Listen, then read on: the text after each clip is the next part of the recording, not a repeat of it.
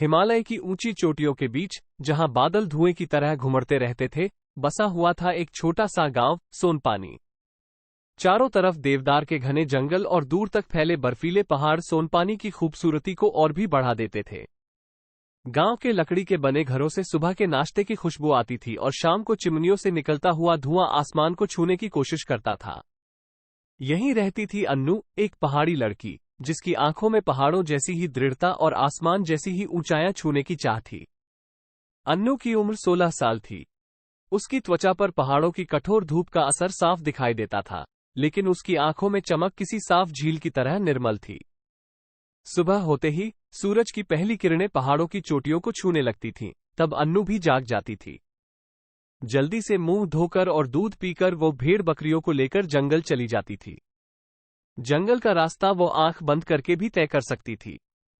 पेड़ों की सरसराहट, पक्षियों की चहचहाहट और दूर बहती नदी की आवाज ही उसका संगीत था। शाम को लौटकर वो घर के कामों में अपनी मां की मदद करती थी। रात को खाना खाकर जब गांव में अंधेरा छा जाता था और सिर्फ चांद की रोशनी ही रह जाती थी, तब अन्नू को पढ़ने का समय मिलता। गांव के पुराने मंदिर में रखी हुई कुछ पुरानी किताबें ही उसकी शिक्षा का सहारा थीं। एक टूटी हुई लालटेन की रोशनी में अन्नू उन किताबों को पलटती थी। उन किताबों को पढ़ते हुए उसे दूर दूर के देशों के बारे में, अजूबी जीवों के बारे में और विज्ञान के चमत्कारों के बारे में पता चलता था। किताबों के पन्नों में छिपी दुनिया उसे अपनी ओर खींचती थी। लेकिन अन्नू के लिए सबसे बड़ी रुकावट थी समाज की सोच। पहाड़ों में लड़कियों को पढ़ाना लिखाना बेकार समझा जाता था। उनके लिए जल्दी शादी करके घर संभालना ही सबसे बड़ा लक्ष्य होता था। अक्सर शाम को गांव की कुछ औरतें इकट्ठी होकर बातें करती थीं। उनकी बातों में अक्सर यही होता था कि लड़कियों को पढ़ाकर क्या फायदा, आखिर उन्हें तो चूल्हा ही संभालना है। अन्नू ये सब सुनती थी और उसके मन में गुस्सा भी आता था और दुख भी होता था। वह जानती थी कि समाज की नजरों में वो बोझ थी, सहारा नहीं। लेकिन अन्नू पढ़ना चाहती थी। वो सिर्फ कहानियां पढ़कर ही संतुष्ट नहीं थी। वो पर्यावरण वैज्ञानिक बनना चाहती थी। अन्नू को सबसे ज्यादा चिंता पहाड़ों पर हो रहे बदलावों को देखकर होती थी। उसे याद था कि बचपन में जब वो जंगल में भेड़ बकरियों को लेकर जाती थी, तो चारों तरफ हरे भरे पेड़ ही पेड़ दिखाई देते थे। लेकिन अब जंगल काटने की वजह से पेड़ों की संख्या कम हो गई थी। गर्मियों में पहले से ज्यादा गर्मी पड़ती थी और सर्दियों में पहले से कम बर्फ जमती थी। कुछ समय पहले भारी बारिश के कारण गांव के पास पहाड़ दरक गए थे। कई घर मलबे में दब गए थे और कुछ लोगों की जान भी चली गई थी। उस हादसे ने अन्नू को बहुत झकझोर कर दिया था। वह समझ गई थी कि पहाड़ों के साथ हो रहे छेड़छाड़ के कितने भयानक परिणाम हो सकते हैं। अन्नू को पर्यावरण विज्ञान की किताबों में पढ़ने को मिला कि ग्लेशियर तेजी से पिघल रहे हैं, जिससे नदियों में बाढ़ का खतरा बढ़ रहा है। जंगल कटने से मिट्टी कटाव हो रहा है और पहाड़ों का प्राकृतिक सौंदर्य खत्म हो रहा है। अन्नू जानती थी कि इन समस्याओं का समाधान ढूंढना बहुत जरूरी है। वह चाहती थी कि वह पर्यावरण वैज्ञानिक बनकर पहाड़ों को बचाने के लिए काम करे। लेकिन अन्नू के सपनों के बीच भी कई रुकावटें थीं। सबसे बड़ी रुकावट थी शिक्षा का अभाव। गांव के स्कूल में पढ़ाई का स्तर बहुत ही कम था। वहां सिर्फ हिंदी और गणित ही पढ़ाए जाते थे। विज्ञान की तो बात ही दूर थी। दूसरी रुकावट थी रूढ़िवादी समाज की सोच। अन्नू के पिता मोहन सिंह एक सीधे सादे किसान थे। उनका मानना था कि लड़कियों को पढ़ाना लिखाना फिजूल खर्ची है। गांव के मुखिया, जो अक्सर अन्नू के घर आया करते थे, उनका भी यही कहना था। वो अक्सर मोहन सिंह से कहते थे, लड़की को इतना क्यों पढ़ाते हो? शादी हो जाने के बाद उसे तो यही सब काम, घर के काम करने हैं। और तीसरी रुकावट थी गरीबी। मोहन सिंह की आमदनी इतनी नहीं थी कि वो अन्नू को किसी अच्छे स्कूल में पढ़ा सकें। गांव से दूर के शहर में स्कूल जरूर थे, लेकिन वहां रहने और पढ़ने का खर्च मोहन सिंह के बस की बात नहीं थी। इन सब रुकावटों के बावजूद अन्नू ने हार नहीं मानी। वह जानती थी कि अगर उसे अपने सपने को पूरा करना है, तो उसे खुद ही रास्ता बनाना होगा। सुबह जल्दी उठकर और शाम को देर से घर लौटने के बावजूद वो जितना समय मिलता, उतना पढ़ने में लगा देती थी। एक दिन अन्नू जंगल में भेड़ बकरियां चरा रही थी, तभी उसे एक अनजान आदमी दिखाई दिया। वो आदमी खाकी वर्दी पहने हुए था और उसकी पीठ पर एक बैग टंगा हुआ था। अन्नू को लगा कि वो शायद कोई सरकारी अधिकारी होगा। अन्नू ने उस आदमी को नमस्ते किया। आदमी ने मुस्कुराते हुए जवाब दिया और अपना नाम रवि बताया। रवि वन विभाग का अधिकारी था। वो जंगल में पेड़ों की गिनती करने और उनकी सेहत की जांच करने आया था। अन्नू रवि से बातचीत करने लगी। उसने रवि को पहाड़ों पर हो रहे बदलावों के बारे में बताया और यह भी बताया कि वो पर्यावरण वैज्ञानिक बनना चाहती है। रवि अन्नू की बात सुनकर प्रभावित हुआ। उसने अन्नू को समझाया कि पर्यावरण वैज्ञानिक बनने के लिए अच्छी शिक्षा जरूरी है। रवि ने अन्नू को आगे की पढ़ाई के लिए भी सलाह दी। उसने बताया कि शहर में एक सरकारी आवासीय विद्यालय है, जहां गरीब मेधावी छात्रों को निःशुल्क शिक्षा और रहने की सुविधा दी जाती है। रवि ने अन्नू को उस विद्यालय में दाखिला लेने के लिए प्रेरित किया और उसे ये भी बताया कि वह दाखिला लेने में उसकी मदद करेगा। अन्नू खुशी से झूम उठी। यह उसके लिए एक सुनहरा अवसर था। उसने रवि को धन्यवाद दिया और बताया कि वो जरूर उस स्कूल में दाखिला लेने की कोशिश करेगी। कुछ दिनों बाद रवि वापस शहर चला गया, लेकिन जाते समय उसने अन्नू को कुछ पर्यावरण विज्ञान की किताबें दी और वादा किया कि वो जल्द ही वापस आएगा और स्कूल में दाखिला लेने में उसकी मदद करेगा।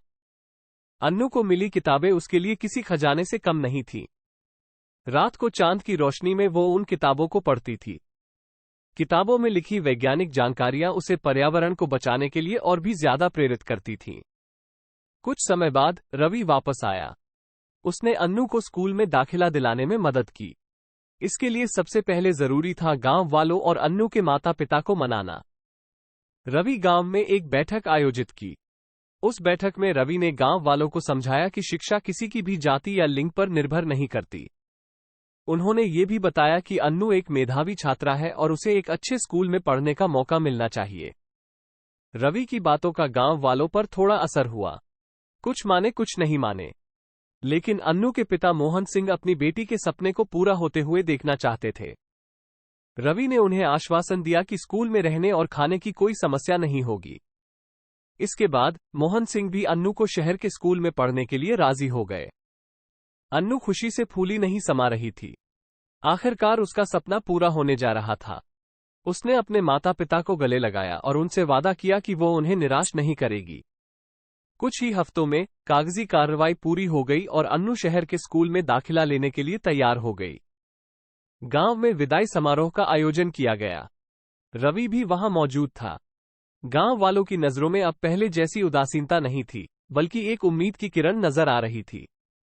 अन्नू को स्कूल में दाखिला मिल गया। स्कूल का वातावरण गांव के स्कूल से बिल्कुल अलग था। यहां पढ़ने वाले बच्चे पढ़ाई लिखाई में काफी होशियार थे। यहां लाइब्रेरी में न सिर्फ पर्यावरण विज्ञान की, बल्कि हर विषय की ढेर सारी किताबें थीं। अन्नू के लिए ये सब किसी सपने जैसा था। लेकिन शहर का जीवन अन्नू के लिए आसान नहीं था। गांव के साधारण जीवन की तुलना में शहर का जीवन जटिल और खर्चीला था। स्कूल में पढ़ाई के अलावा अन्नू को कई तरह के होमवर्क और प्रोजेक्ट पूरे करने होते थे। शुरुआत में अन्नू को थोड़ी परेशानी हुई, लेकिन उसने हार नहीं मानी।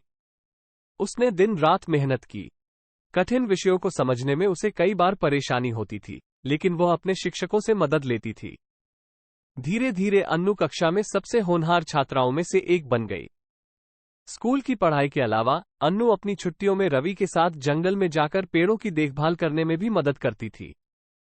रवि अन्नू को पर्यावरण संरक्षण के तरीके सिखाता था। अन्नू गांव के बच्चों को भी पौधरोपण करने और पर्यावरण को बचाने के महत्व के बारे में बताती थी। कुछ ही सालों में अन्नू ने स्कूली शिक्षा पूरी कर ली। इसके बाद उसने शहर के ही एक प्रतिष्ठित कॉलेज में पर्यावरण विज्ञान में दाखिला लिया। कॉलेज की पढ़ाई और भी कठिन थी, लेकिन अन्नू ने फिर भी हार नहीं मानी। उसने कड़ी मेहनत की और अंततः वह एक योग्य पर्यावरण वैज्ञानिक बनकर निकली। पर्यावरण वैज्ञानिक बनने के बाद अन्नू को कई अच्छे जॉब के ऑफर आए, लेकिन अन्नू ने उनमें से किसी को भी स्वीकार नहीं किया। उसका सपना अपने गांव, सोनपानी और पहाड़ों को बचाने के लिए काम करना था। अन्नू अपने गांव वापस लौटी। गांव वालों को खुशी थी कि उनकी बेटी पर्यावरण वैज्ञानिक बन गई है। अन्नू ने गांव के बाहर ही एक छोटा सा पर्यावरण केंद्र खोला। पर्यावरण केंद्र में वह गांव वालों को पर्यावरण संरक्षण के तरीके सिखाती थी। साथ ही वो पहाड़ों पर वृक्षारोपण अभियान भी चलाती थी। धीरे धीरे गांव वालों का अन्नू पर भरोसा बढ़ने लगा। वो उन्हें समझाती थी कि जंगल काटने से बाढ़ और भूस्खलन का खतरा बढ़ जाता है। वो उनको ये भी बताती थी कि पेड़ लगाने से वातावरण साफ होता है और पानी का स्तर बना रहता है। कुछ समय बाद अन्नू ने गांव के युवाओं को इकट्ठा करके एक एनजीओ की स्थापना की। इस एनजीओ का नाम दिया पहाड़ों की गूंज। यह एनजीओ पहाड़ों के संरक्षण और पर्यावरण जागरूकता फैलाने का काम करता था। अन्नू के प्रयासों का रंग धीरे धीरे दिखने लगा। गांव वाले अब पेड़ों को काटने से कतराते थे, बल्कि वे अन्नू के साथ मिलकर पौधरोपण करने में भी मदद करते थे। स्कूल के बच्चों के लिए अन्नू ने पर्यावरण जागरूकता कार्यक्रम भी चलाए। वो उन्हें प्रकृति से जुड़े गीत सिखाती थी और चित्रकला प्रतियोगिताओं के जरिए पर्यावरण के महत्व को समझाती थी। कुछ ही सालों में सोनपानी गांव की तस्वीर बदल गई। जहां पहले बेरोजगारी और पलायन की समस्या थी, वहां अब पर्यावरण पर्यटन को बढ़ावा दिया जा रहा था। गांव के युवाओं को अन्नू के एनजीओ पहाड़ों की गूंज के जरिए रोजगार के अवसर मिल रहे थे। वे पर्यटकों को पहाड़ों की सैर करवाते थे और उन्हें स्थानीय वनस्पतियों और जीवों के बारे में जानकारी देते थे। एक दिन अन्नू जंगल में पेड़ों की निगरानी कर रही थी, तभी उसे कुछ ट्रक दिखाई दिए जो तेज रफ्तार से जंगल की तरफ जा रहे थे। अन्नू को शक हुआ। वो पेड़ों के पीछे छिपकर ट्रकों का पीछा करने लगी। ट्रक जंगल के एक सुनसान इलाके में रुके। कुछ लोग ट्रक से पेड़ काटने के औजार निकालने लगे। अन्नू समझ गई कि ये लोग अवैध रूप से पेड़ काटने वाले हैं। उसने तुरंत ही रवि को फोन किया और सारी जानकारी बताई। रवि ने वन विभाग के अधिकारियों को सूचित किया। कुछ ही देर में वन विभाग की टीम मौके पर पहुंच गई और उन लोगों को गिरफ्तार कर लिया। इस घटना के बाद अन्नू को कई धमकियां मिली। पेड़ माफिया उसे रास्ते से हटाना चाहते थे, लेकिन अन्नू डरी नहीं। उसने हार मानने से इनकार कर दिया। उसने गांव वालों को इकट्ठा किया और उन्हें पेड़ माफिया के खतरों के बारे में बताया। गांव वालों ने अन्नू का साथ देने का वादा किया। अन्नू की मुहिम रंग लाई। धीरे धीरे पेड़ माफिया का प्रभाव कम होता गया। पहाड़ों पर हरियाली लौटने लगी थी। अब दूर से देखने पर सोनपानी गांव किसी हरे ओएस की तरह नजर आता था। कुछ समय बाद अन्नू को अंतर्राष्ट्रीय स्तर पर पर्यावरण संरक्षण के लिए किए गए कार्यों के लिए सम्मानित किया गया।